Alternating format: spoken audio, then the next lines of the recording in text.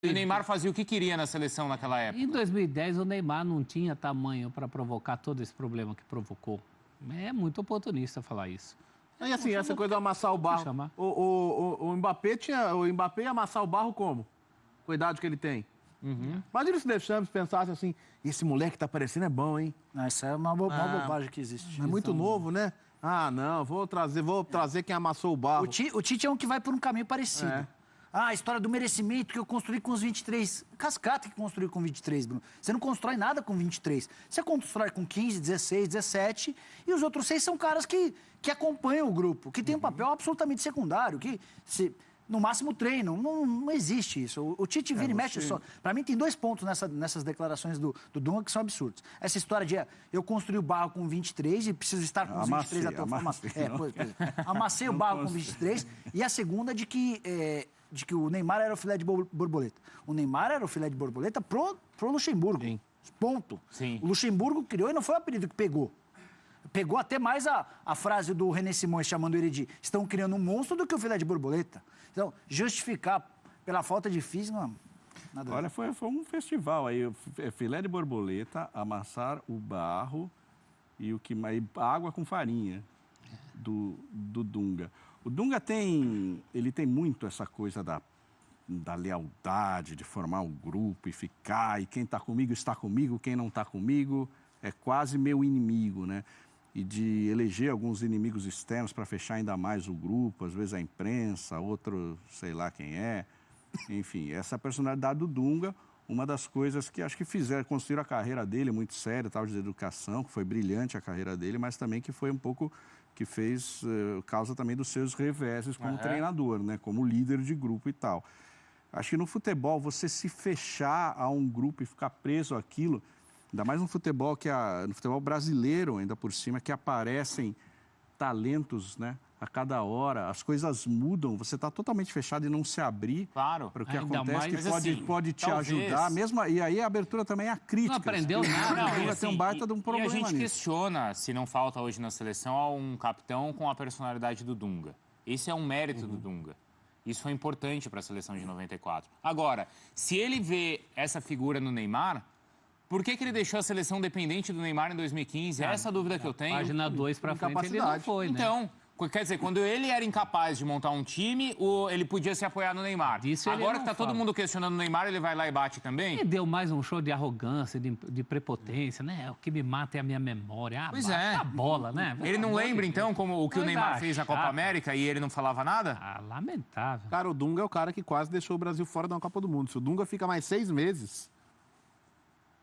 Talvez a gente estivesse falando de um vexame de enormes proporções. E mesmo essas qualidades que ele tem vão muito do momento, né? Momento 94, realmente era um momento de absoluta carência, 24, era quase um estado de exceção ali. Se abriu mão até do futebol que o Brasil mesmo joga, porque tinha uma necessidade premente, o próprio Parreira defende esse argumento. Agora, em condições normais, em tempo de paz...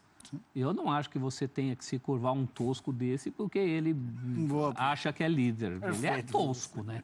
Ele é tosco. É simplista, tem um pensamento simplista. E essa arrogância tosca que a gente está vendo hoje, 24 horas por dia em todo lugar, né? O Dunga é um precursor disso. O jeito como ele conduz, mesmo essa discussão, essa argumentação que ele acabou de expor, muito agressiva.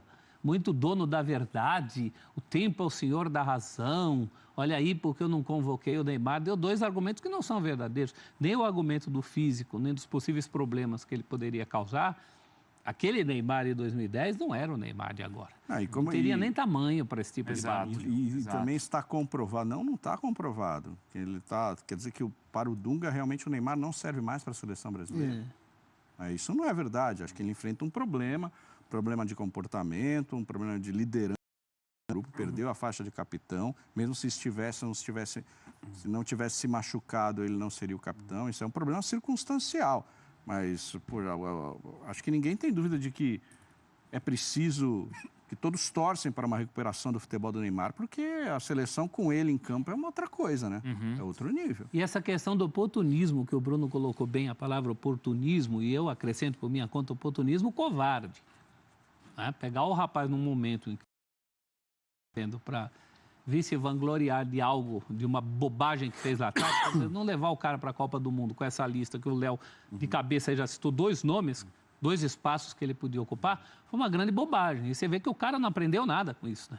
Ele continua agarrado às ideias, ou nesse caso, à falta de ideias dele, né? Isso não é nem defesa de ideias, é de falta de ideias. Defendeu o indefensável. O Fran tá lembrando aqui que ele levou o grafite tinha um amistoso só com a seleção, ele tá lembrando aqui, quer dizer, amassou o barro em um amistoso. E a temporada do grafite na Alemanha tinha sido boa, né, Léo? Mas assim, amassou o barro, não amassou o barro em um amistoso. A questão não é nem o grafite, o grafite estava no melhor momento da carreira dele. Isso, exato. A questão é a incoerência em que ele cai agora. Amassou o barro vem das olarias, é isso? Fazer tijolo, Celso? Essa expressão é muito comum entre jogadores de futebol. Uma vez entrevistei o Roeu o osso, é isso? O Vaguinho, que ficou de fora. Ele não ficou de fora, o Corinthians podia ter sido campeão de 77 no domingo. E é um jogo que o Vaguinho não jogou, estava no banco. E a grande preocupação dele é que não sairia na foto. Porque ele fala, pô, eu estou aqui desde 71 amassando o barro. É comum essa coisa amassando o barro, né? Para fazer tijolo mesmo. E daí que veio a ideia de, em finais, todo posar os reservas também? Que depois disso... E aí você aglutina todo mundo, somos um grupo. Hoje em dia, né? Pose de final, vai todo mundo, porque né? é muito chato, né? Chato, porque a foto, todo mundo some na foto, você tem que legendar. Quantas linhas de legenda mal naquelas edições dos campeões ali da placar? E tinha um monte de gaiato que entrava, né, também. Aí o cara da arte não quer te dar linha a mais, aí você tem que torcer pro ataque ser... Tato Quitelê, aquele cabia, né? Sim, porque Carlos Alberto Borges, aí você então, a legenda. Hoje que todo jogador tem nome e sobrenome, só de Diego Souza. Vocês acham que, assim, pela primeira vez ele vai levar agora do presidente um não, assim? Vocês acham que isso vai colocar o Neymar na linha nesse sentido, assim, de mais comprometimento? É que a faca é o quê? Ou mais foco. Eu não sei se eu posso falar que o Neymar não seja comprometido. Não dá pra o ponto é, se ele vai ficar... Você tá falando da boca para fora também, esse presidente, ele é muito fraco. Dá para você acreditar que ele vai falar isso na cara do Neymar? E assim, ele precisa falar isso ajuda ele falando isso na imprensa? Ou ele precisa dessa resposta? Ele não precisa internamente resolver isso? O homem que diz sou não é, né? Porque quem é...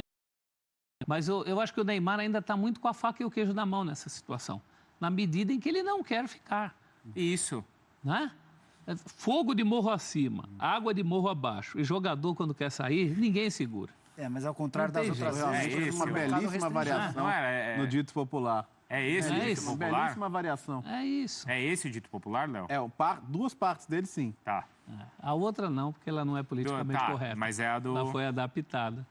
E faz sentido também. Você não segura o cara. O cara já falou publicamente, inclusive. Eu acho que era tudo que o Neymar queria ouvir, o presidente está falando.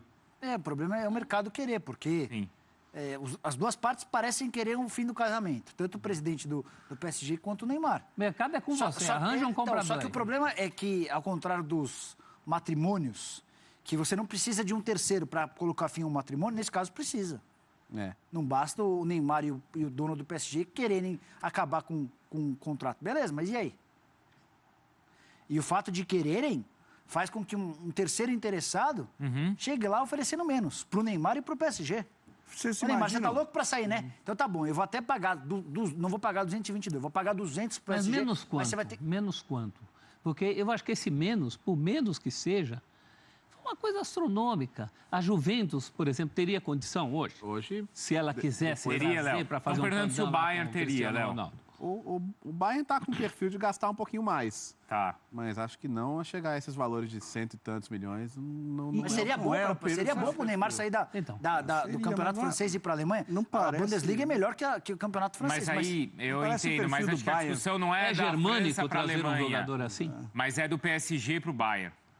Aí você tem uma diferença de tamanho de clube. Mas não acho que é a Bundesliga que resolveria isso. Não, também acho que não. Mas em compensação ele teria um clube que é maior do que ele. É que ele não vai para a Bundesliga. Eu não vejo o Bayern se interessar. Porque, assim, parece muito o perfil do o clube que quer contratar um jogador como o Neymar, ele tem que pensar assim, primeiro, ele se encaixa no meu time. Segundo, ele se encaixa na minha filosofia. Sim. Ele vai dançar conforme a música aqui. Em contratar o Neymar, não são clubes que estariam dispostos a falar, Neymar, a chave do vestiário está aqui, você faz o que você quiser, o técnico você escolhe. Não. Só os se clubes for que louco podem fazer buscá-lo isso, hoje não são clubes desse perfil. Então são clubes em que ele vai ter que chegar e falar, Neymar, é o seguinte, aqui funciona assim, ok? Quer, não quer, não quer. Tem que chegar pianinho. Agora, na semana passada, Léo, saiu aquele estudo mostrando o valor de mercado dos jogadores e o Neymar simplesmente despencou. Sim. Tá lá em 17º, até acho que é demais o valor dele ter caído tanto, ó. Valor de mercado em euros, então, segundo lá o estudo que é francês. E na troca com o Felipe Coutinho ainda ia ter que dar o Neymar e mais dinheiro, é isso? Não, mas aí é demais também, né? Aí não. Valorizou tanto assim? Não, eu acho que ele não... Assim, se alguém chega com o PSG hoje com 125 milhões, não leva, né? Não leva. Não leva. É que esses valores são meio ilusórios, na medida em que o Messi é o quarto. São estimativas com estimativas, tempo né? de contrato, idade, né? Esquece. Todos esses fatores, mas que ele está menos valorizado do que um ano atrás, isso é evidente. Sim. Né? Sem Talvez dúvida. o valor redondo ali não seja esse. Acho que o PSG não vende por esse valor. Mas acho que assim, mais que a posição ali nessa tabela, é entender que o mercado de fato o percebe de maneira diferente. Um ano atrás, se você fala, cara, o Neymar está no mercado. Um ano atrás, antes da Copa. Antes da Copa. Isso. Sobrava O Neymar tudo. está no mercado. Cara, ia ser uma disputa ferrenha para contratá-lo. Ia. E hoje a gente está aqui discutindo se alguém vai considerar que vale a pena.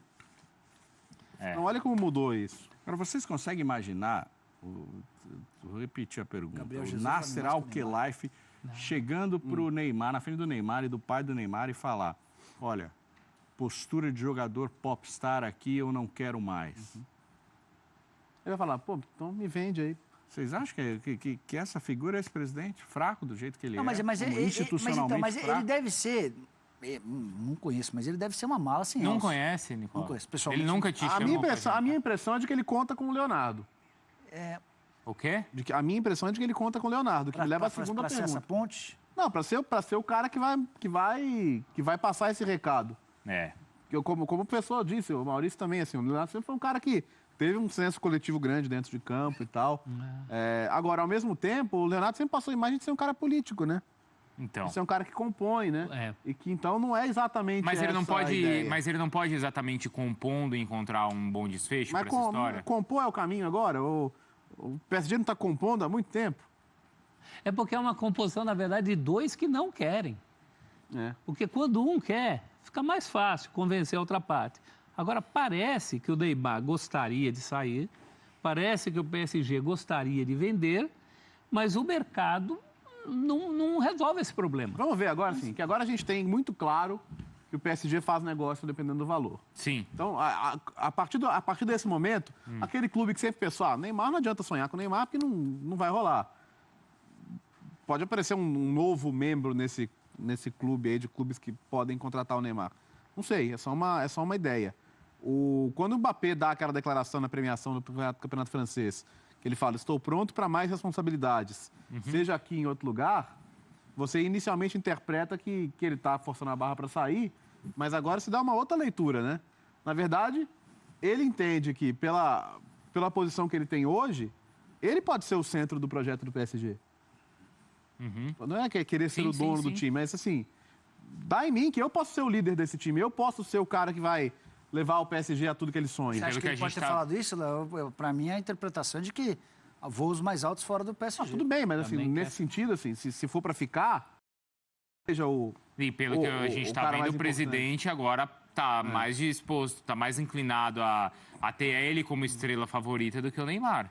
Aí, do ponto de vista estratégico também, acho que é mais jogo o PSG apostar no Mbappé, que ele é francês, o PSG quer se reforçar como o grande clube da França para a Europa, né? E, quer ter essa imagem. Então, é um jogador mais novo ainda, né? Bem mais novo do que o Neymar. Então, acho que se é para apostar em um jogador, para mim é mais lógico apostar no Mbappé que no Neymar. A questão acho que o PSG, se tiver uma proposta, mesmo que seja menor, acho que o dinheiro aí não vai contar muito para se a decisão for se desfazer do Neymar, porque não deu certo, não é isso que a gente estava procurando, ele está, inclusive, até atrapalhando os nossos planos. Mas não dá para vender com 100 milhões de prejuízo, né, irmão? Mas será que não dá? Esse dinheiro é dinheiro do petróleo, 100 milhões. Mas o problema não é dinheiro, né? Maurício, o problema não é nem a grana. O problema não é nem a grana, Maurício. 100 milhões para o mundo do petróleo, que é um projeto geopolítico, É dinheiro de troco. É que esse é o momento em que a UEFA está muito pressionada são 2 pontos. a ficar de olho nos clubes. É o fair play financeiro. Se você vender o Neymar por 100 milhões, você vai ter dificuldade de, primeiro, justificar uma série de investimentos. É assim, o PSG muitas vezes já se viu obrigado a vender jogador, não por causa da grana, mas para poder apresentar uma conta de que bata. Então tem esse ponto. Acho que no ponto da grana, se aparecer uma proposta de 200 milhões de euros, 22 milhões de euros de prejuízo, isso aí pro Sheik não é nada. Mas o outro ponto de vender mal o Neymar é a comprovação de que você fez um péssimo negócio. Isso para alguém que contrata o Neymar pensando na imagem, Dói. vender o Neymar por 100 milhões de euros a menos é a prova de um fracasso, entendeu? Depois de ter um fracasso Chegar esportivo. a 200 milhões de euros, eu acho que vende. Agora, Nicola, se você é lá o Barcelona, como o Léo falou, o Barcelona deve anunciar aí em breve o Griezmann, apesar de nesse momento eles ainda negarem, mas está tudo bem encaminhado. Saiu agora essa declaração do presidente do PSG. Vocês põem o Griezmann para trás da fila e vão para cima do Neymar? O problema é que já deve ter fechado com o Griezmann. Nada acontece por acaso, Bruno. Por exemplo, o Gil. O Gil tem um acordo verbal com o Corinthians, está palavrado, não se anuncia, mas agora também voltar atrás é muito feio das partes, né? Eu acho que o Barcelona já não pode mais voltar atrás em relação ao acerto que tem com o Griezmann. Mas se não tivesse um acerto, eu colocaria o Neymar na frente do Griezmann. Você abriria a mão desse negócio? Até porque esse Neymar de vários problemas externos, de internos, de ambiente, é um Neymar que no Barcelona era um Neymar mais contido. Enquanto ele esteve no Barcelona, apesar de conviver com alguns problemas, era um Neymar que sabia que não era o topo da pirâmide, que tinha gente acima dele, que ele estava numa instituição de fato gigante. A forma como ele saiu foi uma forma feia, com direito a processo dos dois lados, um processando o outro, cobrando grana. Mas isso tudo eu acho que seria reparável. Eu tivesse a oportunidade de não ter fechado com o Griezmann, eu colocaria o Neymar na frente. Para a Lusa, hoje você contrataria o Griezmann ou o Neymar? Neymar. Para a Lusa, contrataria o Neymar. Mesmo com um pacote que envolve o Neymar. Mas eu aceito o Griezmann também. Não, só um, Nicola. Também, calma, Neymar. Que a Lusa também não cabe os dois na Lusa. Eu acho que jogador por jogador, o Neymar é mais jogador, mas pro Barcelona, cara, eu acho que um mínimo de amor próprio tem que ter, cara. Era pro Neymar não passar na porta do Barcelona nunca mais, velho. Sinceramente. Depois de como ele saiu, nunca mais. Então, nessa dividida, você, Griezmann, pensando no Barcelona. No Barcelona, mas se fosse outro clube, não. Acho que se fosse outro clube, eu sei que o pacote Neymar é duro, né? Mas ainda compraria esse pacote. Como jogador, eu acho melhor. É melhor, claro. O Barcelona é melhor hoje o Griezmann, nessa situação. Quem garante que o Neymar vai voltar a ser aquele Neymar? Ele vai voltar. Mas se ele voltaria, não seria voltando com o pé atrás? Piano. Eu imagino que sim. Pelo menos até enquanto o Messi estiver lá, é piano. Sim, não, porque a gente está falando muito do projeto do PSG que fracassou. Mas o projeto do Neymar também fracassou. Sim. O voo solo dele. De ser o melhor do mundo. Ele é aquele cara que sai para fazer carreira solo e depois pede para voltar para a dupla. Pra banda. E o Neymar precisa de líderes fortes, né? Precisa de um treinador que tenha ascendência, né? Que ele respeite. Não sei se agora... O Luiz Henrique era alguém assim, né? É alguém assim, que tem essa ascendência, tem história no clube, tinha estofo para chegar e olhar para ele. E fora que ele tinha alguém do lado, maior, né? Ele tinha Messi olhando pro lado, tinha Messi, tinha Luis Soares e tal. Ô Maurício, e aí, quem você contrataria? Para o meu time, Neymar ou Griezmann... Para entrar no time do Sonzeira. Contrataria o Neymar e a gente ia botar ele, eu deixava o Eduardo Tironi para liderar o Neymar. O Neymar mesmo? Sim, ia mudar todas as referências do Neymar, daí eu ia palpitar vamos mudar esses valores aí que tá tudo errado. E como o Barcelona? Como o Barcelona, para mim já deu, já foi. Não... Vivemos juntos e felizes. Agora cada um seguiu o seu caminho e vamos embora. Tem gente falando que o Griezmann é melhor, que Tríplice Coroa mandou, porque o Griezmann decidiu uma Copa do Mundo e o Neymar não. Mas o Neymar é mais jogador, né, gente?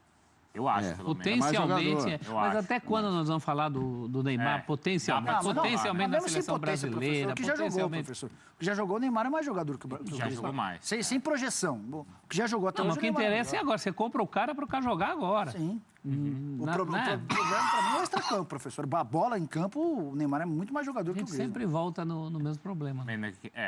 Tem um clube interessado. Vocês viram aí a tweetada? Vou mostrar aí para vocês, ó. Uma tweetada do clube que está interessado. Twitter já até sei quem é. Já sabe, professor? Opa, o Twitter é... Não. Ah, nosso Ibis, ó. Ibis, olha lá, ó. Se ninguém quiser, eu quero. Mas cabe Neymar e Shampoo no mesmo time? Ah, No mas mesmo elenco? depende, né? Dá pra jogar juntos? Porque o Neymar, no Ibis, ele chegaria como é o Shampoo. O Shampoo é o O Messi do Shampoo Ibis. é o Messi, é. Não, ele chegaria menor que o Shampoo, claro. Pega o Neymar Tem no que Ibis. respeitar o Mauro Shampoo, pô. Mas assim, com a predileção que o Neymar... Respeitou o Luiz Henrique, ele Daqui respeitou a pouco a mais. gente vai falar do Messi, né? Vamos falar do Messi. O Klopp não é um pouco rock and roll demais para esse momento do Neymar, não? Talvez ele não precisasse mas de é um campeão cara da mais... Champions. O Liverpool não quer nem de É, pintado. não, ali não... Não, mas tudo bem, como técnico. Como técnico, eu acho que ele respeitaria.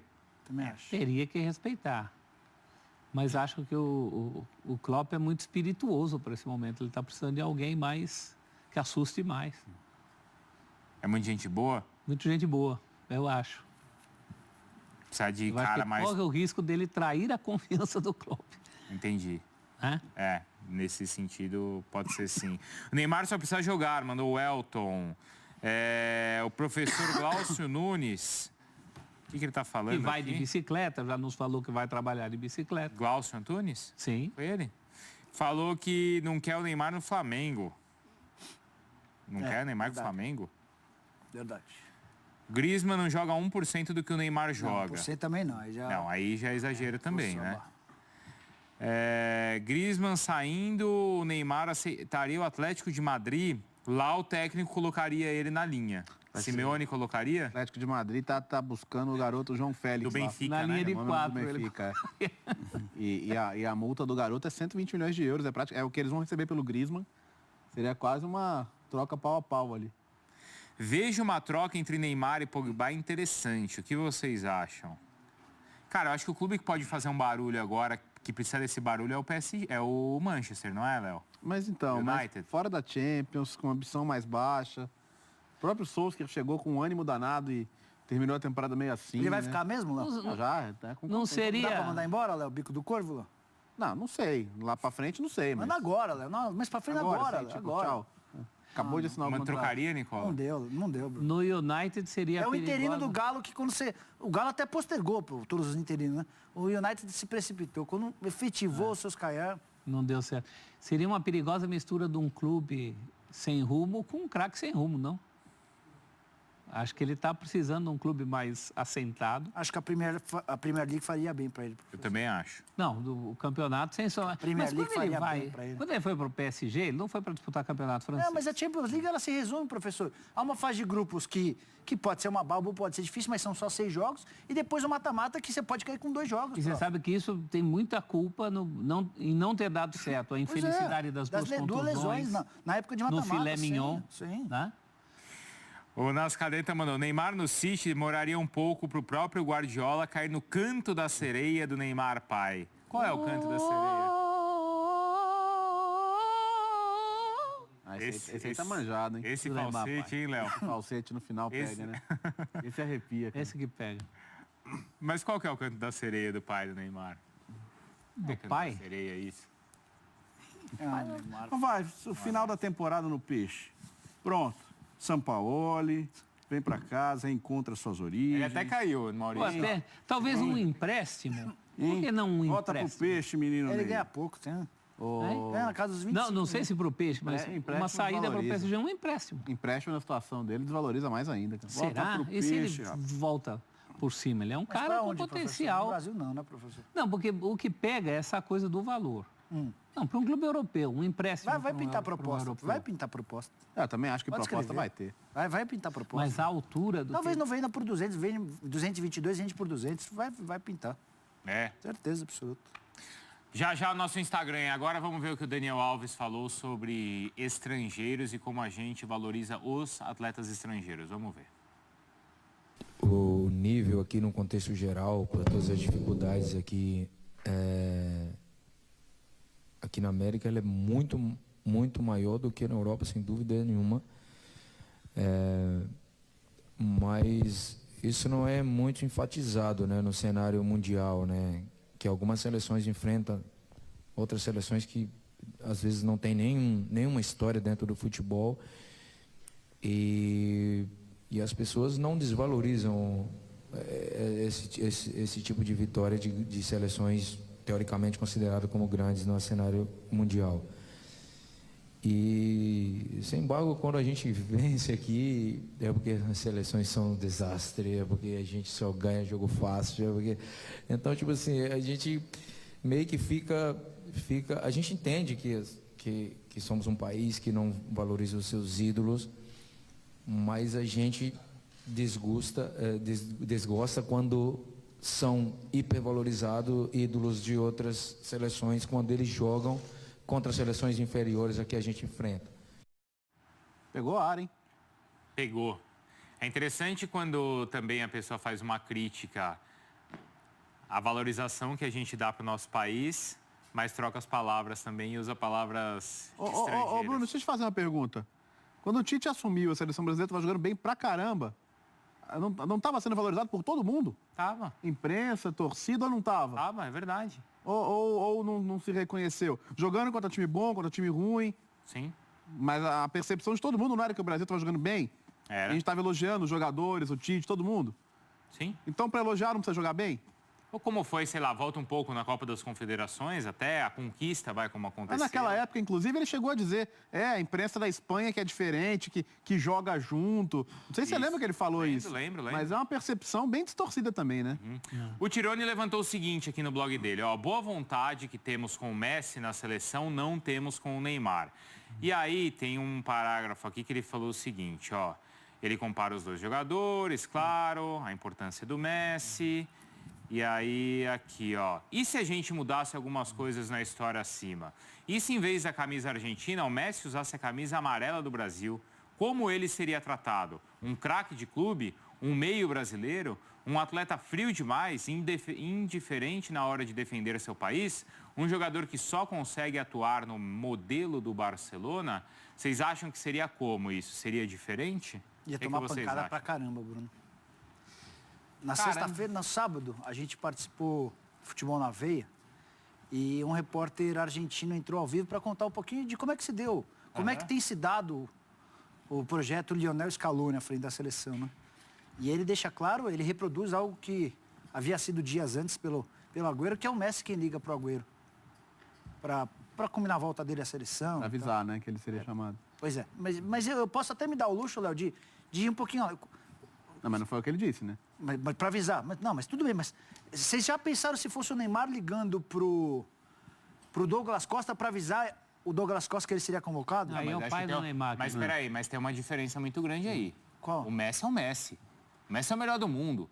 Isso é indiscutível. Mas na seleção argentina ele não é o melhor do mundo. Sim, só que eu acho que o Messi não precisa provar nada para ninguém. Seleção, o Neymar precisa. Estamos falando do jogador. Porque assim, não, eu acho são que é o dois seguinte, pacotes distintos. se ele não rendesse na seleção, a gente iria questionar. Por que o cara não rende aqui e rende no Barcelona? Mas espera aí, o Messi, essas críticas não colam, porque olha o tamanho do Messi. Olha o que o Messi já fez. E a missão do Messi... questionar o Messi. A missão do Messi não é só render. Não precisa ser questionado, Bruno. Não, o Messi é o melhor jogador que eu vi. Tudo bem, mas espera aí. Não, mas aí o questionamento é o seguinte, a seleção da Argentina não rende e o Messi nesse cenário, na Argentina, ele é o culpado, ele é o vilão ou ele é a vítima da história? Essa dúvida tem. Agora, eu não questiono o Messi como eu questiono o Neymar, porque o Messi é o Messi. Faz 10 anos que ele é o melhor do mundo. Mas você acha esse tipo de relação legal? De alguns jogadores não serem convocados por não serem da patota do Messi? Não acho legal. E não é novidade, já existiram outros casos. Eu não acho legal. Só que o Messi, ele tá num tamanho que o Neymar não tem. Mas a história do tamanho, Bruno, não dá para discutir o tamanho do Messi e o tamanho do Neymar, não dá. São prateleiras diferentes. O Messi alcançou algo que eu tenho certeza que o Neymar não alcançará. O Messi é o melhor jogador de todos os que eu já vi, desde que nasci. Não há comparação. Mas alguns comportamentos do Messi com a camisa da seleção argentina merecem questionamento. Não, isso sem dúvida. O fato de... Aí você falou, ele é vítima ou ele é o vilão? A verdade é que ele não consegue render nem de perto aquilo que ele rende no Barcelona. Mas aí, por que será que ele não rende? Porque ele é ruim? Ruim ele não é. Não, é que a cobrança em cima dele não é só o time não acompanha? A cobrança é ele fazer o que o Maradona um dia fez. Que é dar danada da Copa do Mundo para a Argentina. Mas o Maradona não teve companheiros piores do que o Messi tem, professor? Eu acho que os dois poderiam reclamar de falta de companhia à altura. Se pensar no time de 86, tem que ser muito fanático para o futebol para lembrar de 4 outros nomes daquele time. Agora, a grande questão é que o Messi fez algumas coisas pela seleção argentina que também não são vistas. Mundial de 14, podia ter ganho aquele Mundial com uma bola dele. A bola passou um pouco para cá, um pouco para lá. Sim. O cara foi considerado o melhor da Copa. Acho até que nem foi, mas enfim, a FIFA acabou dando o prêmio de melhor da Copa. Tudo isso seria mais valorizado se não tivesse a sombra do Maradona, se não tivesse essa questão do cara que saiu do seu país aos 13 anos. E isso para o argentino pega até mais do que para o brasileiro. Para o brasileiro também pega. O jeito que as pessoas olham para quem não teve uma história no futebol brasileiro é diferente pela questão clubística, pela questão bairrista. Mas o Messi reúne todos esses problemas. Por isso que eu acho que a comparação não pode ser assim tão imediata. Até porque eu acho que o argentino ele não enxerga no Messi uma indiferença na seleção. Cara, pelo contrário. O Messi podia muito bem, aquela vez que ele se aposentou da seleção, nunca mais voltar. Então, ele não precisa disso, cara. Eu acho que essa dúvida muitos têm aqui no Brasil. Será que o Neymar se importa? Será? Muitos têm essa dúvida. Eu até acho que ele se importa, mas muitos têm essa dúvida. Agora, no Messi, acho que não existe essa dúvida de indiferença. Será que hoje o argentino, o povo argentino não voltou a bater na tecla de que o Messi, desde os 13 anos, está fora da Argentina e que só rende no Barcelona e não joga? Eu acho que isso existiu muito já, mas eu acho que nos últimos anos, essa coisa da angústia de ver, eu acho que eles enxergam que o Messi se importa cada com a seleção. torneio que passa e a Argentina não ganha, Bruno, a pressão é só no Messi. Olhando para esse time, que é um junta-junta mesmo. Como outros já foram, não, né? mas tipo de organizar. Cara, você vê o jogo.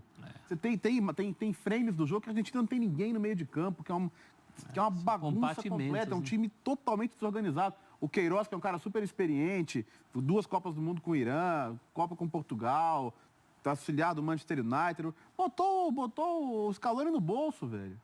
Então, assim, ele teve seleções competitivas. A seleção de 2014 era competitiva. Não era bonita, mas era competitiva. Então, chegou à final, não ganhou por um detalhe. Compara o que foi o Brasil e a Alemanha no meio da semana e a final, quando a Argentina, na minha opinião, até jogou melhor. A bola não entrou, mas vai fazer o quê? Depois chegou a 2 finais, uma perdeu nos pênaltis, a outra também. É por isso que o senão que eu faço ao Messi na seleção é muito mais na linha do que falou Nicola, do extracampo, dos amigos e inimigos. Isso sim, agora do ponto de vista do jogo, a culpa não é do Messi, é dos outros 10, né? Dos outros 10 que não formam um time com ele. Ou dos técnicos que passaram também, mas que não foram felizes. Professor, o argentino espera que o Messi tenha o comportamento que ele tem no Barcelona, de decidir quase todos os jogos. Que ele seja a classificação para a última Copa, é bom que se diga, só aconteceu porque o Messi decidiu colocar a bola debaixo do braço e classificou a seleção contra o Equador. E classificou a seleção contra o Equador. Mas eu acho que é isso que o argentino espera, porque o argentino está lá, em Buenos Aires, assistindo ao BB Debate, ao BB Pelota, professor, e vê o Messi fazer isso quase todo domingo. Quando não faz domingo, faz no sábado, porque jogou no sábado. Não é só o argentino, e na Argentina ele vai lembrar, professor, de algumas atuações desse nível. É óbvio que ter companheiros de bom nível ajuda. Mas eu não acho que do meio para frente a Argentina não tenha companheiros, não ofereça a ele companheiros mas hoje não é o nome, Nicola. O time não existe. O time não existe. Gente, é uma coisa assustadora o quanto não existe. Esses nomes a Argentina tem, né, gente? Nome bom tem. Não, a Argentina tem melhores centroavantes que o Brasil, Bruno. Não. A questão para mim assim, é time. Isso. Olha a Argentina, olha o Uruguai. Funcionar como um organismo. Uruguai é um time. Uruguai há quantos anos é um time? Você olha, sabe como joga, sabe a filosofia de jogo, sabe as ideias. Quantos técnicos a Argentina teve desde que o Tabárez assumiu? Todos. Toda hora a Argentina está com outro técnico. Agora está com um tampão, com uma experiência para esse nível que não se justifica. A pergunta, né? O Tironi toca. Os brasileiros são mais... eles não pegam tão pesado com o Messi como pegam com o Neymar. O Messi tem uma construção de imagens e decisões ao longo da carreira que são muito mais equilibradas e ponderadas. O Neymar ele tem uma...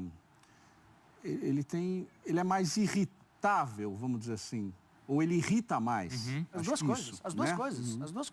O torcedor acho que se irrita com a questão do jeito como ele joga, de prender demais a bola, de querer fazer firula. Sim. O Messi é o oposto. O Messi é um futebol objetivo, não que não faça jogar. É bastante individualista, mas é sempre em direção ao gol. As decisões da carreira do Messi, cadê? Barcelona desde o início. Nunca saiu nem, acho que nem cogitou e sair um dia do Barcelona. Foge da exposição, não quer dar entrevista. Acho que a figura do pai do Neymar também contribui para atrair uma antipatia em relação ao Neymar. É diferente, não que o Jorge Messi não seja também, não tenha suas polêmicas, acho que é bem diferente e também está distante, a gente está mais próximo das intervenções do pai do Neymar. A vida pessoal, o ambiente onde o Neymar circula, está muito mais exposto e gosta da exposição e circula. O Messi é mais caseiro, mais introvertido, está casado com a mulher dele há muito tempo, né? A esposa dele é argentina. Então, acho que tudo isso contribui para que o torcedor e a opinião pública olhem o Messi de um outro jeito. Além de que, em termos de conquistas e do que fez na carreira, não dá para comparar. Né? Não dá. O Messi construiu muito mais do que o Neymar na carreira. Então, acho que isso contribui também para essa análise. E como falou o Daniel Alves, vocês acham que a gente valoriza demais o estrangeiro e que a gente não valoriza quando a seleção vai bem? O Léo já lembrou aqui de casos da seleção quando a gente elogiava. Eu acho que quando a seleção tá bem, até se extrapola. Você fala que não tem para ninguém, que o Brasil é favoritaço, todas aquelas histórias, né? Não queria usar essa palavra de propósito, mas já usei. Quando o Brasil tá bem, ninguém é da gente. Sabe? Lembra na Copa do Mundo? Sim. Qual que era a conversa? Não, quem é Bélgica? Você ouvia por aí quem é Bélgica. Quem falou isso? Não, se não teve. Quem é Bélgica? Era piada, geração belga. Era uma piada falar que o Brasil podia perder para a Bélgica.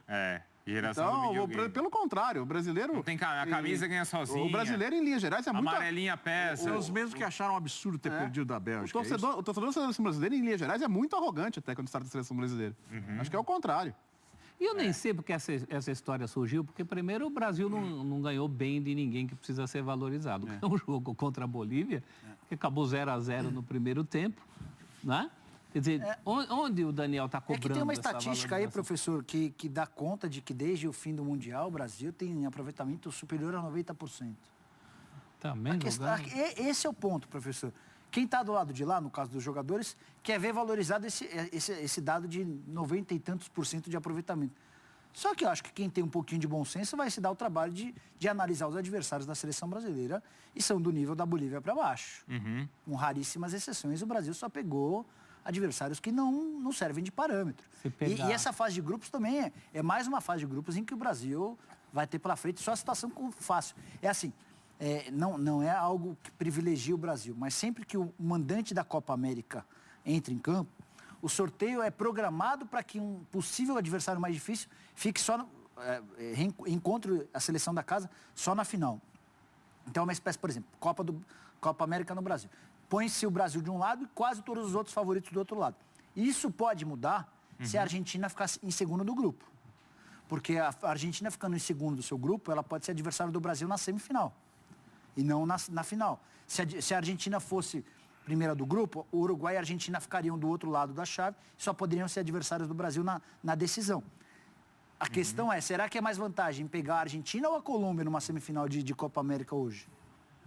Não sei.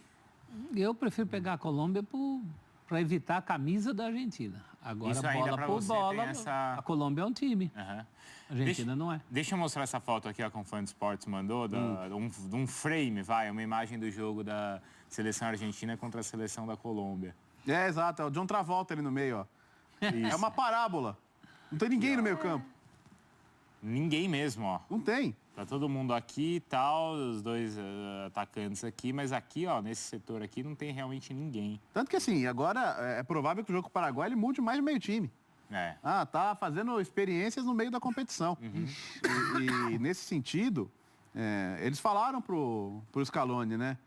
Não, renova, mas também cuidado. Não é que você vai pegar 20 garotos e pôr o Messi lá no meio também, né? Mas assim, em geral, para a Argentina, está sendo interpretado como um período de renovação. Mas até porque essa cobrança no Messi, ele se cobra, cara.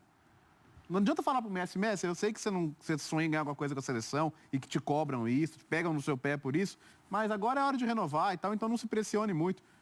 Para ele não tem isso, ele se cobra. O maior absurdo, eu acho, é pensar que o Messi não liga. Porque o sofrimento dele vai desligar demais. Quando ele, depois daquela Copa América, ele falou, cara, acho que ganhar coisas com a seleção não é para mim. Ele é uma coisa quase resignada. Cara, assim, começa a pensar isso. Você fala, eu tô fazendo o meu melhor. E o maior absurdo é pensar que ele não faça o melhor que ele pode. Então, assim, ele vai se cobrar. Talvez ele se cobre mais que a própria AFA hoje se cobra, Foi um sucesso com a seleção. E o fato de trazer um treinador tão novato, que não tem experiência, não tem currículo para estar onde está, mas que em outros países acabou dando certo. Assim, É um gesto também da federação de dar poder ainda maior para ele. Para ele e para os seus mais próximos, como o Agüero, por exemplo. Olha, vamos fazer... E acho que a própria postura do Scaloni. Nós vamos fazer aqui uma gestão participativa. E para o Menotti, né? Que está acima e está abaixo do Menotti. O Menotti é um semideus lá para os caras. A seleção argentina, em relação à Copa do Mundo da Rússia, Bruno, ela traz 14 novidades. São 9 remanescentes. Se você mudar 14, você não está promovendo uma mudança, você está radicalizando. Sim. Você está mantendo 9, está trazendo reformulação mesmo. a reformulação total. E nem sempre uma reformulação 100% para novidade, porque tem gente aí bem passada que só teve chance na seleção agora. Tem jogadores que você não esperava que jamais fossem vestir a camisa da Argentina. Então é uma renovação. Sábado ele colocou o Matias Soares, que é limitadíssimo. Então, é a renovação daquela. E morreu com o Lautaro Martínez no banco. Foi uma coisa de outro mundo. O Maradona, ele deu uma declaração interessante sobre a força ou a falta de força dessa seleção da Argentina. Vamos ver. ¿Te das cuenta que nos pueden ganar Conga a nosotros? Y hay un prestigio que lo construimos a patadas, a trompadas. Que se acuerden, cuando salimos todos de Perú, que nos rompieron todos los micros. ¿Qué quedó todo eso? ¿Qué es la camiseta? La camiseta la sentís, la... Até Tonga. Quer dizer, o Maradona tá bravo, né? Que coisa, eu não tinha ouvido assim a voz do Maradona desse jeito, né? É tão melancólico, porque... É melancólico, Eu entendo que há muitos motivos para criticar hoje a seleção argentina, a AFA. Fato até a CBF parecer um primor de organização. Mas o Maradona há muito tempo tem vivido da crítica pela crítica, né, cara? Uma coisa meio vazia, assim. Então Casualmente, dessa vez, ele tem razão. Porque, né? Do jeito que tá. Mas será que atribuir o fracasso da seleção argentina nos últimos anos à AFA não é passar um pano para uma série de coisas que acontecem dentro de campo?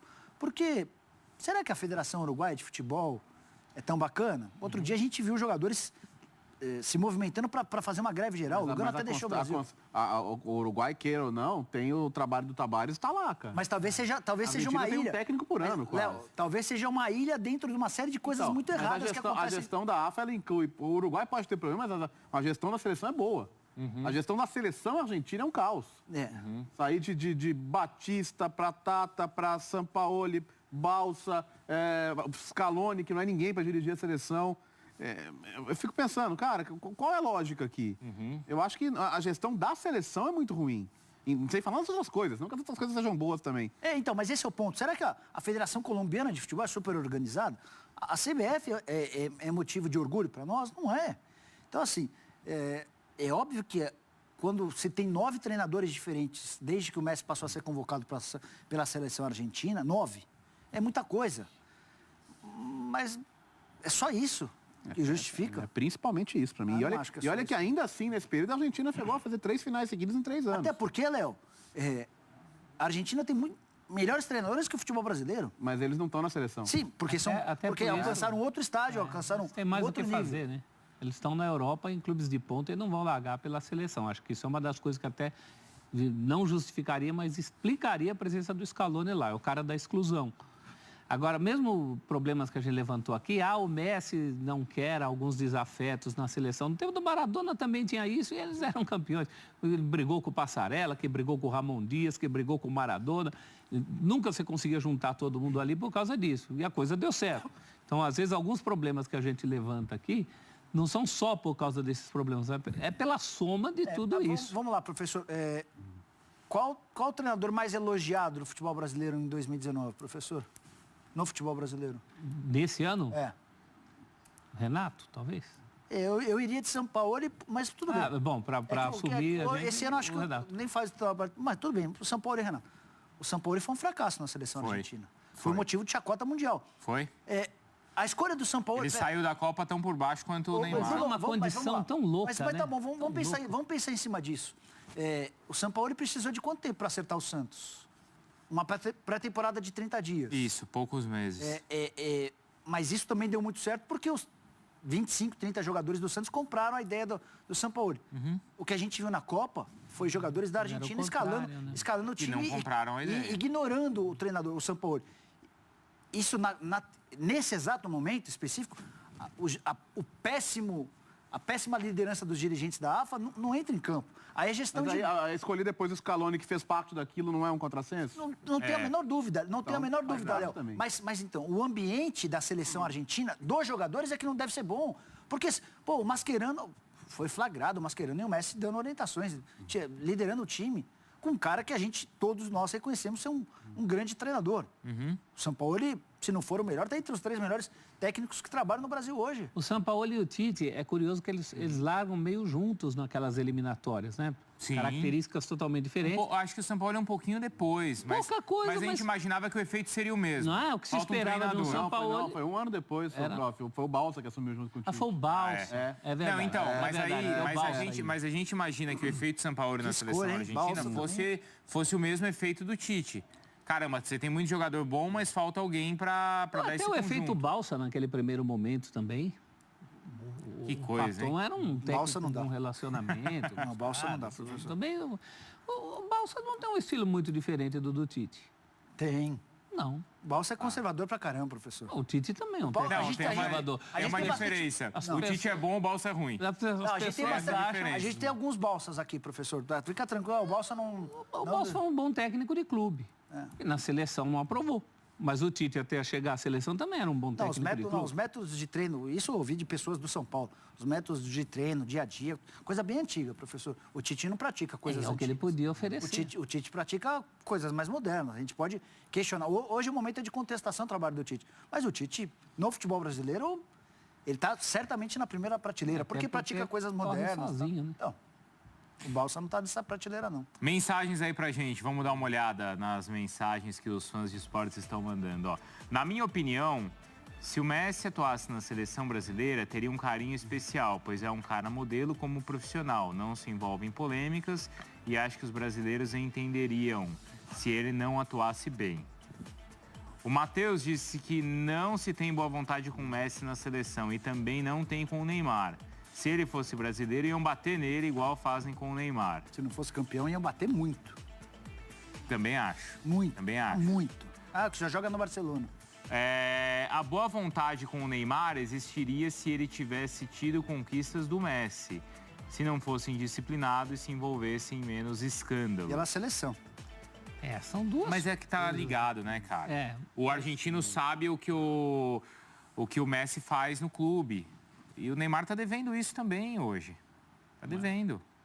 Porque a cobrança do Neymar é em cima muito do extracampo.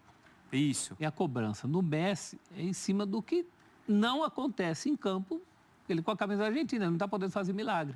E nem só com a camisa da Argentina, viu? Na semifinal da Champions também, verdade. O Messi comeu a bola no primeiro jogo e no segundo queriam que ele fizesse o milagre também. Sim. Quando, na verdade, assim, o 3x0 só se construiu em função dele. Sim. O primeiro jogo nem tinha sido para 3x0. Sim. Nem de longe. Também tem críticas da atuação dentro de campo, né, prof? Que é muito individualismo, querer, preferir muitas vezes o drible à jogada mais vertical, mais objetiva. Isso foi algo que é dessa segunda metade da carreira do Neymar, né? É verdade. Isso e que ficou flagrante na última Copa do Mundo. O quanto esse individualismo prejudica o trabalho coletivo da seleção.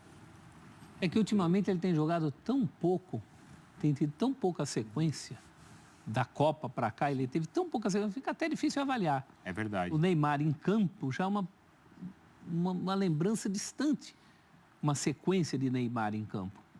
Né? Qual é a última? E até no PSG, né, professor? Porque o que você falou, na Liga dos Campeões, no mata-mata, ele não jogou. Pois é. Nessa temporada que acabou, ele terminou com 28 jogos e 23 gols. Dá para ter um parâmetro do que é isso? Não dá, porque a maioria desses jogos é em campeonato francês. Mesmo esses títulos franceses na carreira dele, é o tipo de coisa que lá... Prefere jogar a Olimpíada. 2016, Ou seja, as competições oficiais aí.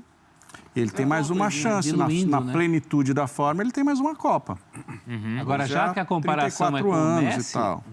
também agrava o fato que o Messi teve nesse meio tempo 2 refugadas. 2 vou, não vou.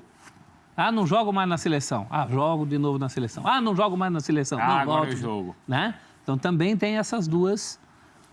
Aí, menos por culpa do físico ou do Messi, mas por conta de todo esse entorno, de toda essa história. É um peso nas costas do cara, né? Imagens de Toronto. Vamos ver como é que tá a festa lá e continuamos procurando. Olha que coisa, Nicola. A sogra do Léo. Ela tá lá, que ela já me mandou foto. O que é? Um lá, hein? cinturão? Ganhou um cinturão? Ganhou tudo. Velho. É a dona o quê, Léo? Tem alguém trabalhando em Toronto hoje? Não, ninguém. Não. Trabalhar, olha que coisa. Olha. Aí que é a Nathan Phillips Square, olha o Esse letreiro. aí é o letreiro, né? Isso. Bonito, hein? Onde está Os caras estão subindo no letreiro. Aí também não. É, povo que não Chapolin é civilizado nunca faria é duro. isso. Eu concordo com o Chapolin Nicola. hoje estaria trabalhando, não estaria... O Chapolin estaria em cima desse carro aí, ó. Aliás, Tá vendo, ó? mas quem são esses que estão Cadê em o cima do Chapolin carro? de Toronto? Com aquele cofre bonito, né, Léo? Aqui, não, sem o cofre. Chapolin sem o cofre não precisa nem ir, né? É tudo canadense desempregado lá de semana. Olha que legal. Olha lá, Maurício. Como é que chama a sogra, Léo? Ah, que legal. Dona Elaine? Toronto é uma cidade Dona linda. Elaine, levanta a mão aí pra Uma gente. cidade com uma presença maciça de imigrantes, né? Então você vê nos jogos, você tem ali uma... você tem todas as etnias representadas torcendo para o Toronto. Foi um título merecidíssimo. A gente viu a torcida lá, vamos falar da torcida daqui já, tá? Da torcida daqui logo mais. Qual Vamos lá. torcida? Não vai ninguém. A festa vamos não falar tem nada. fim. Vamos ficar em silêncio. Puxa vida. Vamos lá para a Fonte Nova. Onde está o Gustavo Hoffmann? Parece que tem convidado por lá. Muito bem, tá com o Elton. Ô, Hoffmann, já a primeira pergunta, assim, logo de cara. O Daniel Alves até falou outro dia, assim, no axé da Bahia vai ser diferente. Você já nota, assim, diferença de clima, de ambiente, de empolgação com a seleção em relação ao que era em São Paulo? Tudo bem, Bruno? Boa tarde também a todo mundo que está aí no BB Debate, o Fã de Esportes. Elton Serra do meu lado, jornalista, companheiro nosso, já participou de vários programas. Tudo bem, Elton? Tudo bem, Gustavo? Tudo bem a todo mundo do estúdio aí? Um abraço a todos e sejam bem-vindos a Salvador. Né? Boa, brigadão. Toda a equipe da ESPN aqui, muito bem recebida pelo Elton Serra. Ô, Bruno, eu tenho a obrigação de repassar essa pergunta sua. Você ouviu, Elton? Para você é da terra, você é daqui, conhece melhor do que eu a torcida que vai estar na Fonte Nova amanhã à noite. Gustavo, Bruno, a gente sabe daquela história que aconteceu na Copa América de 89, né? Da escalação do Charles, da convocação do Charles, depois do corte do Charles, e a torcida acabou boicotando a seleção brasileira. A seleção foi para Recife e seguiu a Copa América. O clima aqui para a seleção brasileira não é dos mais empolgantes. A gente sabe que o baiano, ele gosta muito mais do clube do que da seleção. Acho que o brasileiro de maneira geral, né? E de um tempo para cá tem sido assim. A seleção vem muito pouco a Salvador. Depois daquele episódio, veio em 95. Depois passou um bom tempo sem vir. Veio em 2009 na reinauguração de Pituaçu. Jogou a Copa das Confederações aqui. E jogou 2 partidas de eliminatórias. 2009 contra o Chile. E em 2015 jogou contra o Peru. Então poucas vezes a seleção veio ao Brasil. Muita gente vem do interior porque gosta muito da seleção brasileira. O interior da Bahia acompanha muito mais do que a capital. Mas a gente não vê na cidade um clima ainda de jogo de seleção brasileira. Poderia ser, talvez, por conta do adversário. Inclusive, tem uma história interessante entre Brasil e Venezuela, que em 89 jogaram aqui. E a Venezuela fez seu primeiro gol contra a seleção brasileira em toda a história aqui na Fonte Nova. Né? E foi vaiada, a seleção mesmo ganhando. Então o torcedor, talvez pelo adversário, não se empolgou muito. Mas, via de regra, o torcedor baiano gosta muito mais do clube do que da seleção. Então imagino que vamos saber amanhã se o clima realmente de Copa América vai chegar a Salvador, porque até agora está um clima bem morno, apesar da chuva. Então, vamos falar sobre isso também. No Morumbi todo mundo viu o clima que foi, o anticlímax que foi por lá, uma torcida que quase não cantou, tinha pouquíssimos grupos de torcedores. Basicamente, só o movimento verde e amarelo, que acompanha a seleção brasileira já desde a Copa do Mundo, um pouco antes também, que cantou um pouco mais, que agitou. Você, Bruno Vicari, conhece o pessoal também desse movimento verde e amarelo. E o clima aqui, aí eu tô falando do clima de temperatura, não tá ajudando muito, né, Elton? Chove já. Há quanto tempo tá chovendo já? Desde o início de junho, né? O interessante é que a chuva chega aqui um pouco antes do inverno, porque o resto do ano é sol o tempo inteiro, né? Até o final de maio. Como que é como são as temperaturas aqui, as épocas do ano? A gente só tem 2 estações do ano, né? Quente e menos quente. A gente está na época menos quente agora, né? Baixa um pouco mais a temperatura. Inclusive os argentinos que estavam aqui, o inverno na Argentina é diferente do inverno no Brasil, né? Aqui em Salvador, principalmente, muito tropical. Eles estavam sentindo a umidade muito alta, né? E o inverno de 25 graus. É bem diferente. Então, por mais que as temperaturas não sejam tão baixas, mas chove bastante. E isso também. A gente teve um bom público no jogo da Argentina contra a Colômbia, 36 mil, mas a capacidade da Fonte Nova é de 45 mil. Se fala que todos os ingressos para o jogo de amanhã estão vendidos. Assim como falavam na primeira partida do Brasil. Exatamente, só que a gente não sabe exatamente se teremos aí lotação máxima na Fonte Nova. A chuva, inclusive, Bruno, nos atrasou. A gente deveria ter entrado ao vivo um pouco antes aí com vocês, mas por conta da chuva a gente teve que descer um andar aqui no nosso terraço da ESPN ao lado da Fonte Nova.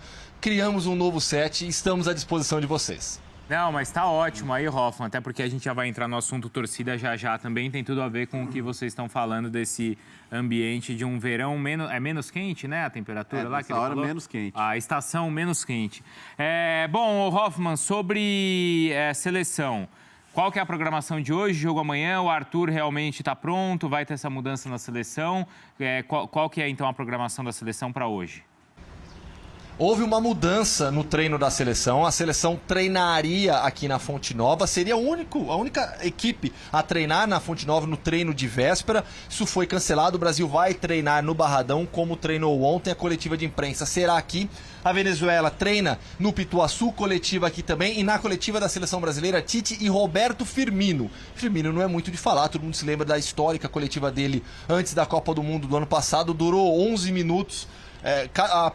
A resposta mais longa dele durou acho que uns 20, 25 segundos. Você estava lá também, meu caro Bruno Vicari. Falando um pouco de eu citei essa questão da mudança, né? O treino não vai ser mais aqui.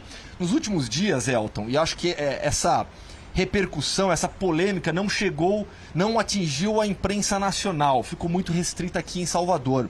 Houve uma polêmica muito grande por conta das reclamações dos argentinos, por conta da qualidade do gramado do Barradão e da Fonte Nova, falando inclusive que o gramado da Fonte Nova estava pior do que o gramado do Barradão. A questão é que aqui, por estarmos em período de chuva, claro que o gramado fica um pouco mais pesado, né? O piso fica até um pouco mais pesado.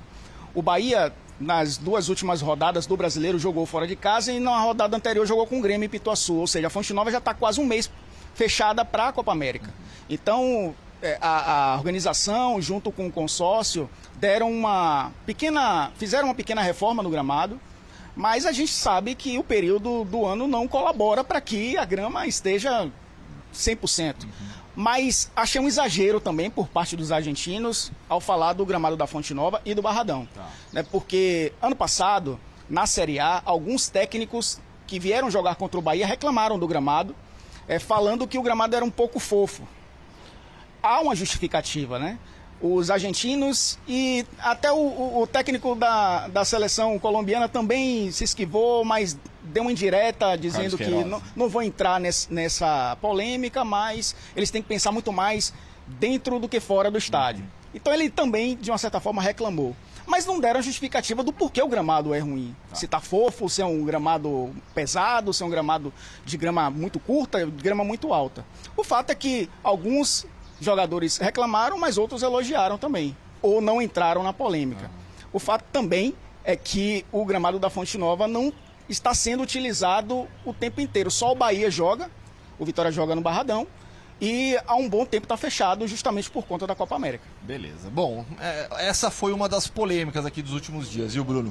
Sobre o time, sobre a seleção brasileira que você me perguntou, a escalação, Arthur vai jogar. Foi o indicativo que tivemos ontem no treino da seleção. Só 20 minutos abertos, mas ali aos 45, 46 do segundo tempo, o Elton estava lá também. O Tite começou a fazer um treinamento de bola parada e aí vimos os 11 titulares com o Arthur. O Arthur que em momento algum perdeu a posição. Ele não jogou na estreia porque estava machucado. Então ele volta ao time titular naturalmente. Eu até achava que o Fernandinho poderia ser mantido pela ideia de jogo da Venezuela, muito parecida com a Bolívia, mas com mais técnica, com melhores jogadores, mas o Tite realmente opta pelo Arthur. E aí a minha dúvida é se vai no 4-2-3-1 ou no 4-3-3, porque não faz sentido um 4-2-3-1, ou seja, o Arthur trabalhando ao lado do Casemiro desde o campo de defesa na construção de jogo, porque seria algo incoerente com o que o próprio Tite disse depois da partida, por conta da mudança que ele fez de posicionamento do Fernandinho, adiantando o meio do Manchester City para entrar na grande área, para trabalhar mais à frente,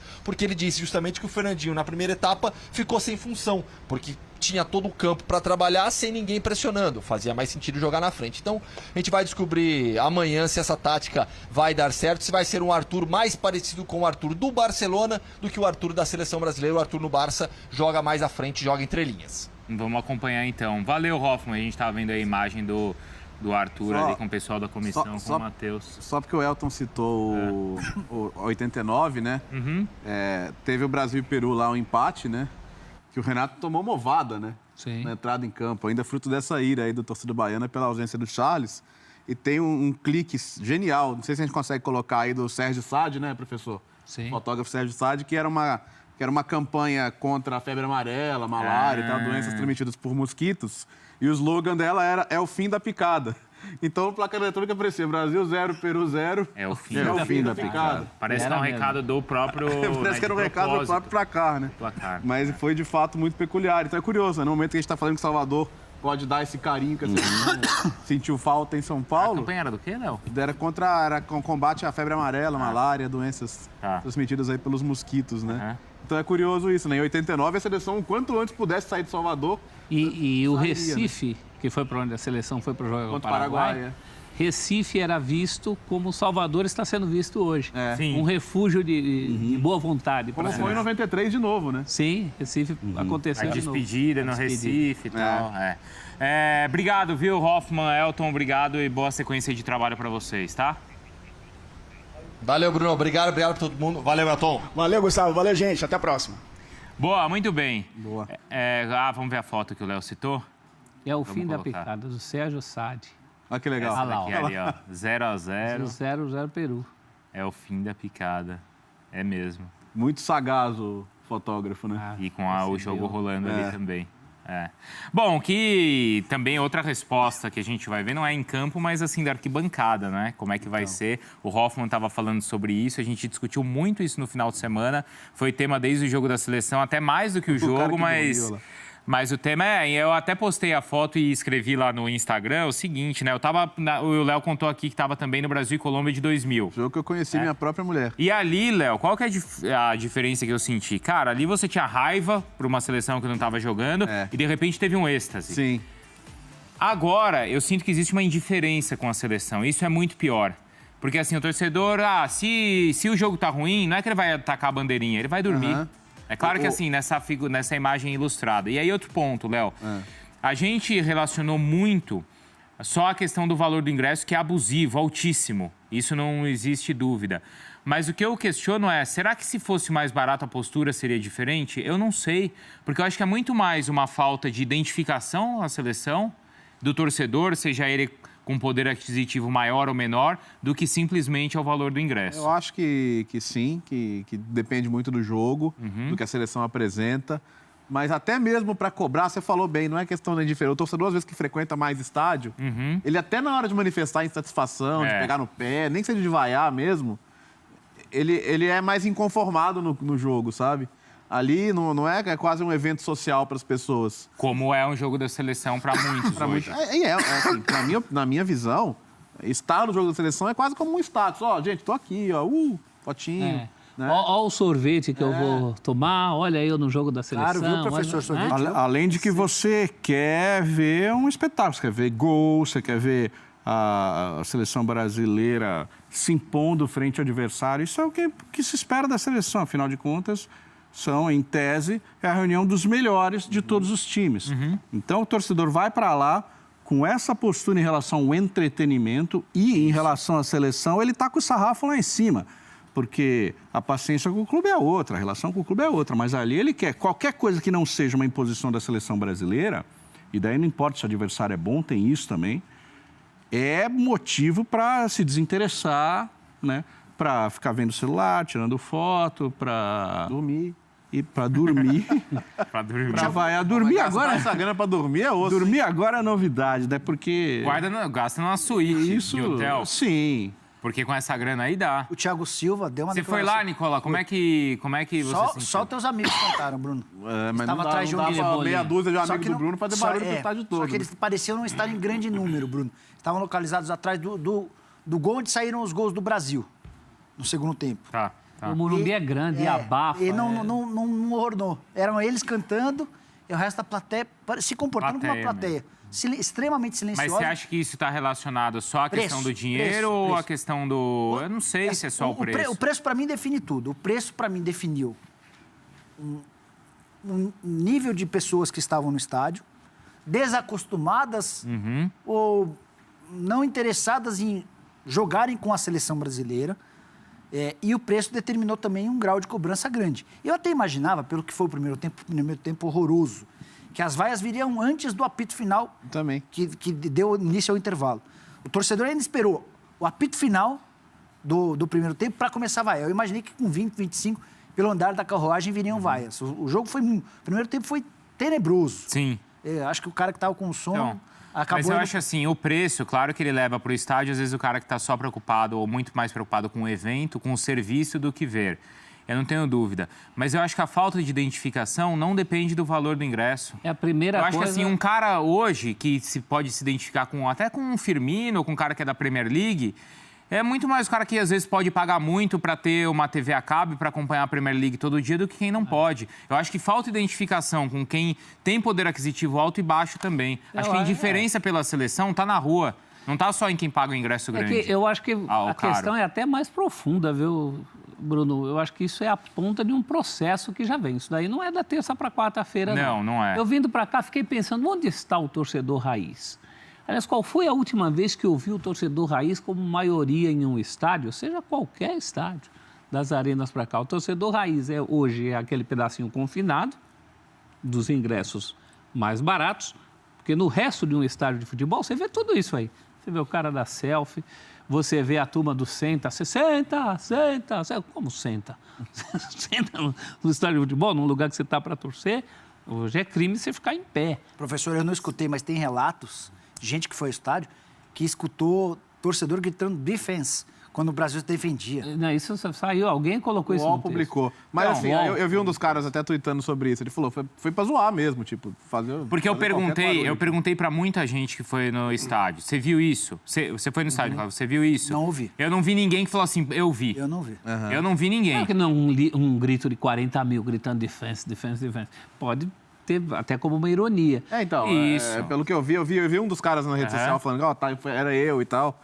E era isso, né, cara? A Bolívia começou a atacar uma vez, assim, puxou um contra-ataque, os caras, pra dar uma zoada, falaram. Até porque a Bolívia quase não atacou também, né? Mas que o clima é um clima muito esquisito para futebol, já de muito tempo. Tem muita gente que não é. 50 mil pessoas no estádio. E você consegue ouvir a comunicação, você consegue ouvir o técnico. Léo, você ouvia o técnico do espaço para o jornalista. E aí, é claro que assim também, o cara dormiu. Claro que lá o cara que dormiu, cara dorme porque tinha bebido demais, por vários motivos também. Como eu já vi, cara dormir no setor G da Fórmula 1. E carro rasgando daquele jeito e o cara tá dormindo ali porque tava daquele jeito. Mas aí, professor, me chamou a atenção que quando eu postei a foto e sabendo que era algo ali mais para ilustrar, muita gente ali comentando assim, cara, meu filho dormiu. Meu filho não se identifica com a seleção. Aliás, quanto mais eu fiquei com vontade pior, também de ir embora. Eu não tenho mais essa identificação. Muita gente foi embora 10 minutos do fim do jogo, Bruno. Há muita gente. Sabe, a imagem típica do seu time tá perdendo por 3 gols de diferença, não vai rolar e 10 minutos antes a galera indo embora. Eu cochilei no meu curvinho. No primeiro tempo. E cheguei a falar, olha, eu tô vendo aqui por motivo profissional, mas eu poderia estar vendo um filme. Eu sei que o jogo hoje vai estar vazio, Chile e Japão. Mas sabe a certeza que eu tenho? Se juntar meia dúzia de chileno ali, vai fazer barulho. Opa! Vai estar agitado, vai estar animado. Entre aquelas pessoas ali, vai ter algum clima de jogo, entendeu? É na Arena Corinthians, lá? Não, é no Morumbi. E como esses eventos têm muito patrocinador, com muita grana investida, não só na seleção brasileira, mas também no torneio em si, você tem lotes e lotes de ingressos de cortesia. E que é para relacionamento dessas empresas, para convidar a gente que vai estreitar relações, fazer negócio e tal. É chamado marketing de relacionamento. E daí, muitas dessas pessoas não são do futebol, não são do universo, não estão acostumadas a ir para o estádio e tal. E tem lá um outro comportamento. Estão lá porque, eu ganhei, eu vou. Eu não compraria jamais, mas eu ganhei. E assim, tanto o Nicola falou em gente saindo faltando 10 minutos, mas chegou até gente saindo no começo do segundo tempo, sabe? Já fez 2-0, já tá bom, vou embora e tal. Ou porque tava com criança, ou porque tava tarde mesmo. Ou porque ganhou e como não pagou, não vai ficar com aquela... Não, porque quem paga aquela baita... Não, vou ficar até o fim. Final, né? Para aproveitar o que tá pago, né?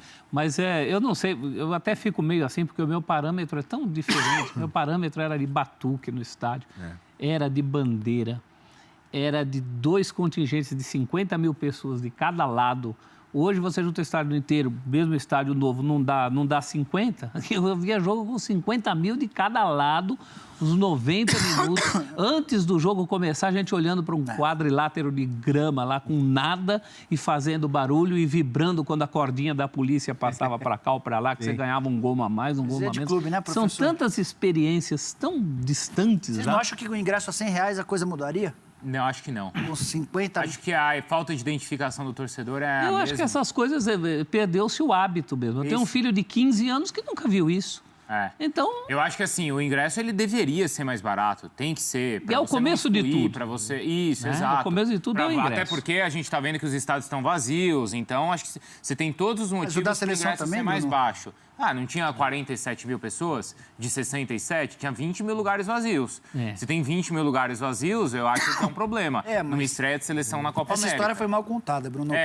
Eu vou até depois levantar esse número, porque assim, eu quero que alguém me explique essa conta. Eu acho que eu tenho uma explicação, mas não é oficial. Não faz sentido. Antes, professor, só deixa, já que você citou dos estádios, deixa eu dar de presente esse livro para você. Oba, professor. Na verdade, não sou eu que estou dando, tá, professor? Eu estou só repassando.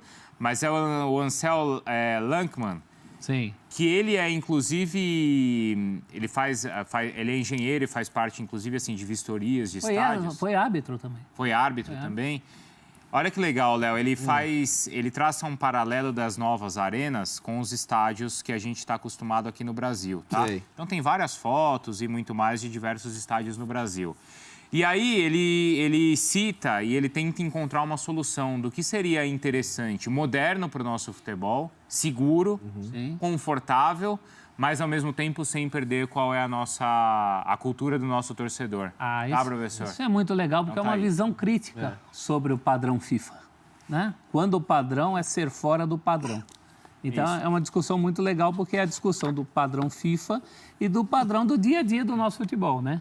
O que pode ser, o que não pode ser. Muito legal.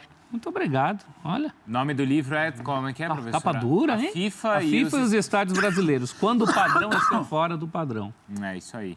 Então, ele tenta encontrar essa solução do que é um estádio moderno, seguro, confortável, mas que, ao mesmo tempo, não foge das nossas características.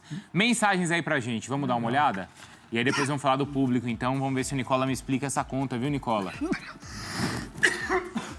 Tá tossindo? Quer água? Não, tô tomando. Já tomei 4 copos. Quer ir no banheiro? Não, tô tranquilo. O Elias mandou: muitos torcedores do interior, como informou o Elton, inclusive daqui de Aracaju, vão acompanhar o jogo no estádio. Mas eu não troco nenhum jogo do Bahia para ver os jogos da seleção.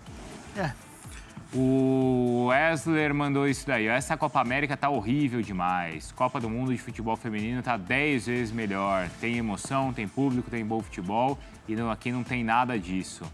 Você viu a seleção da Holanda lá no futebol feminino? Sim. A seleção não, a festa, né? Sim, legal. Lembrou até a festa que você era aqui em Salvador. Abre o nosso Instagram aí, Vagninho. E o Ricardo mandou: essa indiferença silenciosa nos estádios da seleção brasileira são a única exclusiva culpa da CBF. Uma entidade sem vergonha que só pensa em lucros e mais lucros. Time feito com a panelinha do Sr. Tite. Preços exorbitantes, onde só uma torcida Nutella é que tem condições de bancar. Não que a CBF cobre barato, mas aqui é Comebol, né? Aqui é Comebol, né? Essa aí é a festa da torcida. Na rádio mental tá o quê tocando? Todo mundo pro lado de cá, todo mundo pro lado de lá. Todo mundo pro lado de cá, todo mundo pro lado de lá. Dá um grito aí. Todo mundo pro lado de lá. Todo mundo pro lado de lá, todo mundo pro lado de cá.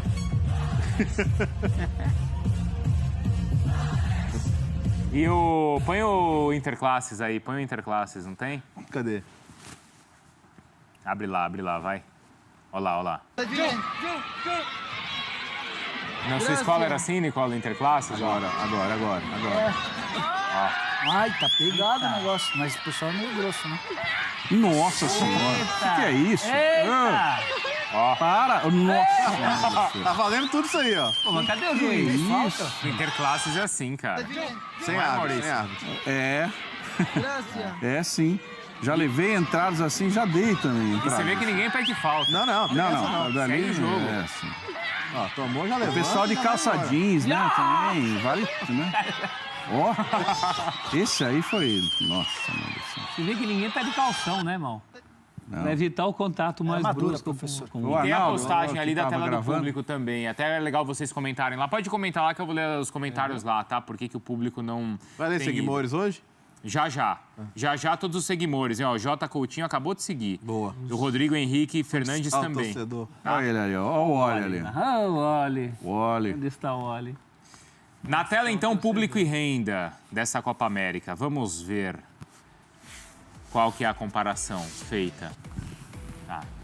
Então, vamos ver. Olha só, ingressos mais baratos e mais caros em cada fase dos torneios. Então, ó, lá embaixo tem o salário mínimo também, tá? Mas a comparação com a Euro de 16 e a Copa América de 19. Então, por exemplo, ó, em um ingresso de primeira fase da Copa América, entre 60 e 350. Na primeira fase na Euro, entre 109 e 634. Isso valeu também ali para oitavas, para as quartas de final e ali até a decisão. E a diferença, claro, e a comparação onde acho que realmente tem que ser feita é na questão do salário mínimo aí de cada torcedor. O ponto é o poder aquisitivo, né? Econômica de cada país, né? Então, estes os números da Euro comparados com o da Copa América. ESPN nas Américas é oferecido por Sporting Bet e Ipiranga.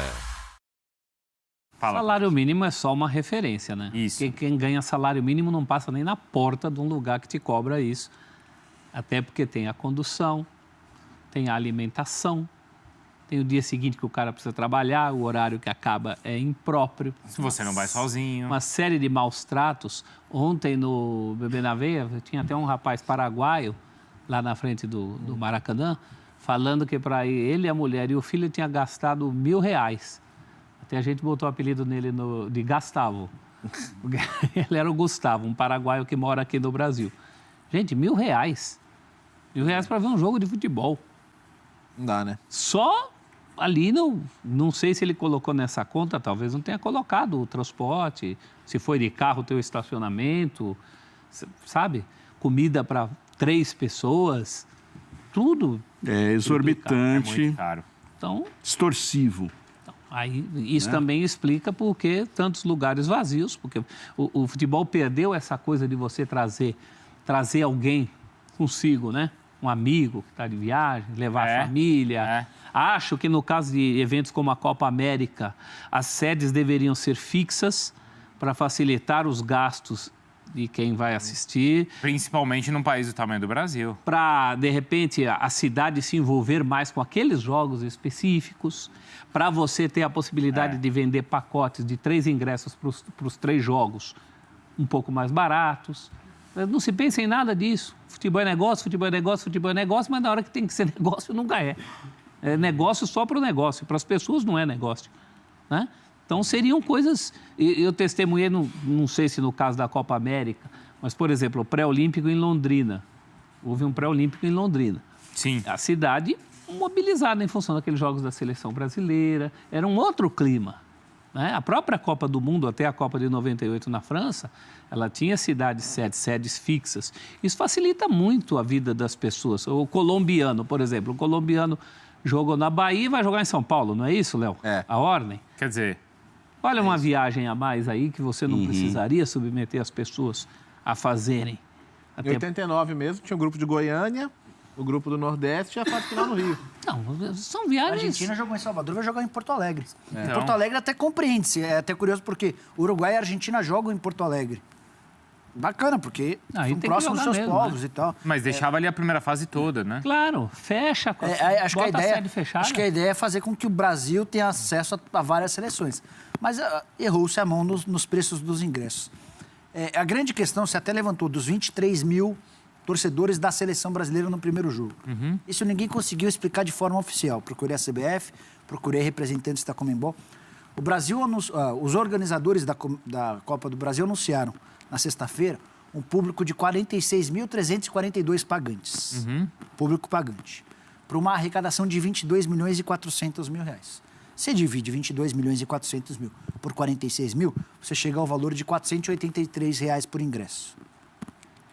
É praticamente impossível que esse valor seja plausível, Bruno, levando em consideração que os preços dos ingressos são de 190 a 590. Sim. Levando em consideração que os ingressos de mais volume, de mais quantidade, estão no de 190, mais baratos, porque são da arquibancada. Isso. A arquibancada que comporta mais gente não tem um preço mais alto. O que pode ter acontecido para explicar isso? Anunciou-se o público de 46.342 pagantes, talvez seja o público presente. E aí, uma série de torcedores, talvez 23 mil torcedores, tenham comprado ingresso, mas não tenham conseguido trocá-lo. Ah, mas talvez. 23 mil? É difícil a compreensão. Porque se você dividir 22 milhões e 400 mil de renda por 70 mil ingressos vendidos, que é o que a organização anunciava. Porque, assim, não é inteligente do ponto de vista comercial você anunciar que os ingressos estão vendidos, se não tiverem, que estão esgotados, se não tiverem esgotados, porque você está desestimulando as pessoas a quererem comprar. Pô, o professor quer ir, mas... Não, e ninguém paga 500 reais no ingresso para não ir. Então, mas não sei se aquela confusão que marcou a semana passada o Memorial da América Latina na troca dos ingressos, tinha gente que teve que esperar 3 horas para trocar ingresso. Cara, não vou. Agora, é difícil entender um cara que paga 590 reais e abre mão de ir. Não sei. Pode ter ficado na mão de cambista que não conseguiu revender, não sei o que aconteceu. Dentro dessa realidade, 11 mil pessoas para ver Peru e Venezuela é um milagre. É só futebol que bota 11 mil pessoas para ver Peru e Venezuela. Você imagina... Por esse preço, realmente. E ainda mais a Venezuela, né? Que é uma das partes, um país super em crise. Quer dizer, certamente você não teve aí ninguém vindo da Venezuela para assistir. E aqueles que estão no Brasil, muitos deles, uma situação também ainda mais difícil. Com certeza, quem deixou para a última hora, talvez não tenha conseguido trocar o ingresso. Mas pagou. É possível que tenha até pagado o ingresso. Ô, Léo, quanto estavam os ingressos no Chile e Japão hoje à noite? Mais barato, 120 a 660. Agora, a gente está vendo como é a relação aqui do torcedor na América do Sul com outras seleções. Vamos lembrar que vai ter uma decisão de Libertadores a partir de agora ou em estádio em sede fixa e possivelmente sem a torcida do local. Sim. Será que vai ser isso já é um prenúncio do que vai acontecer? Dependendo dos times e do preço, acho bem possível. É que assim, normalmente você sempre imagina times de massa chegando. E times de massa, torcidas fanáticas, os caras vão se deslocar. Agora, tem que ver também qual vai ser a divisão de ingressos, né? A UEFA, por exemplo, agora na final da Liga Europa, aprontou lá. Botou o jogo em Baku, deu poucos ingressos para Chelsea e Arsenal. Passou uma vergonha monstruosa que o estádio não estava nem lotado. Então tem que ver a carga de ingressos para os dois, que eu acho que tem que ser uma carga boa, pelo menos mais da metade do estádio, e quais são os times. Eu acho que se forem times de massa, o pessoal se organiza e vai. Você leva, sei lá, o do Flamengo na final. Vão 20 mil torcedores do Flamengo. Os brasileiros vivos, Léo? Os brasileiros vivos na Libertadores todos são capazes de levar 20 mil pessoas. São. Será tanto assim? Não sei se são capazes de encher um estádio. Não, mas pelo menos mais um público, os principais. É Santiago, certo? Sim. O gremista, você não... Acho que o 20 mil gremista gremistas vai, eu de acho que o Porto Alegre Colorado pra Colorado. Os argentinos da mesma maneira. Boca e River, os brasileiros. Aí vamos... Palmeiras, 20 mil. Eu acho que uma São final Paulo de para Libertadores, Santiago, sim. para final. O perigo é, sei lá, chega um Libertad na final. Aí não vai levar, porque não enche nem o estádio lá, porque não tem torcida. Aí é um perigo maior. Por exemplo, se a final fosse Atlético Nacional e Independente Del Valle. Não enche, não vai encher. Um tem torcida, mas é longe, e o outro não tem torcida. Mas, de qualquer forma, os problemas são os mesmos. Problemas de um continente que tem um poder aquisitivo mais baixo, transporte muito complicado. Só que na Europa que você pega um trem e vai para um outro país. E a definição vai se dar em cima, ou né, pensa professor? aqui, traz pra cá, qualquer final de Libertadores aqui, no próprio Morumbi, quem que encheria o Morumbi aqui? O brasileiro iria assistir a qual jogo? Só o Boca e River. Só. É verdade. Só?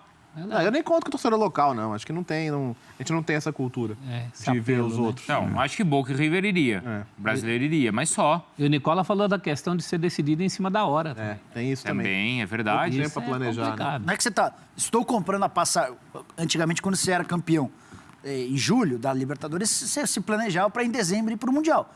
Carnezinho, todo mês... Resolve as férias. Vende um carro, pede uma coisa. Agora não, agora você vai saber se você vai ser campeão ou não. É óbvio que você já vai ter indícios ao longo da campanha. Mas você vai ser campeão em cima da hora. Passagem, comprava outro carro na volta. Mas dá para comprar? Aí já não sei, cada um, né? Ah, mas a gente viu várias histórias assim do cara que não teve, professor. O cara encheu. Já acompanhou quantas histórias? Encheu a mala o Messi de miojo. vendeu a moto dele para ir para Isso aí nós demos na placar. Foi? O Messi, o nosso Messi. o nosso. Não, ele encheu a mala de miojo. a mala, ele levou 40 miojos na mala. Eu fiz a chamada de capa aquela. Ficou lá tudo só pelo na base do timão. miojo. Vende tudo. Teve um rapaz... Ele só tinha grana para passagem. Não dá para comprar Por miojo. isso fulano levou É mais caro. Era só bom. 40, botou na mala. Enfim. 40 dias de miojo. 40 dias de miojo. Teve um rapaz que estava fazendo 18 anos, em vez do carro, ele trocou. O pai ia dar um carro, ele falou, não quero carro, eu quero ir para o Japão ver o jogo. Tudo bem. Teve Tá vários casos. Tinha um cara sentado atrás de mim no ônibus, que a mulher estava tendo filho aqui. Nossa. Aí eu falei, mas como? Ele falou, é o segundo. Nossa. Você vai se sentir tão querido ao longo da vida. Imagina. Nossa. Você venderia o Monza? Tudo. O meu Monza, eu vendi, por isso fui. Ah, tá bom. Vendeu, Já professor? vendeu, né, prof? Eu fiquei um Era ano bonito, pagando aquela passagem para o Japão. Não se arrependeu? Não, Então. pagaria de novo. Tá bonito Isso. aquele Monza. Agora, se é de uma semana para outra, é mais difícil. É mais complicado. Vai, Maurício. Daí não, como é que Isso você vai aí fazer é igual pra arrumar, né? A diferença na Champions é o poder aquisitivo, porque assim que saiu a final Liverpool e Tottenham, pergunta se era fácil para o inglês arrumar hotel, passagem para Madrid. Isso. Então, os preços são todos lá no vai alto. Tudo difícil. Eu não gosto da final Eu única, também não. Mas... Eu acho que a gente tem que fazer coisas do nosso tamanho. É o seguinte, já tem uma explicação aí dessa conta maluca aí dos 20 e tantos milhões, como é que foi. Já vou mostrar para vocês, tá? Já tá lá no ESPN.com.